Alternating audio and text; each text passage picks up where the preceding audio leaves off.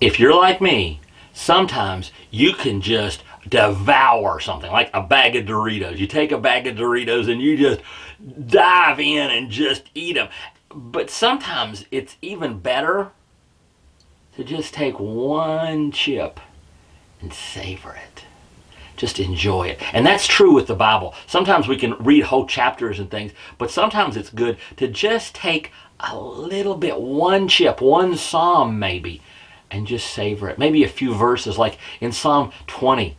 It says this, may God give you the desire of your heart and make all your plans succeed. That's in verse 4. Where it says, God's on your side. God wants you to win. God wants you to be successful. Matter of fact, in the next verse it says, may the Lord grant all your requests. God wants you to win. But then in verse 7, as we're savoring, it tells us how he wants us to win.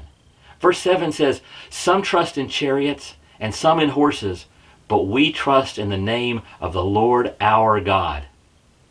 And when we read that, we think horses and chariots. That meant technology, that meant politics, that meant power, succeeding using earthly means, using natural means. And God, he's saying, no. God wants you to succeed by trusting him. God wants you to succeed not because you make the right political alliances, not because you have the right person on your side. You succeed, you accomplish what God wants you to succeed in because God's on your side.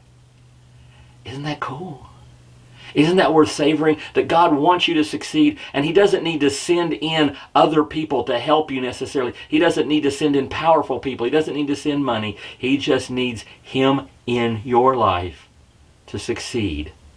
And today, I want you to savor that one Dorito, which is today's Jumpstart.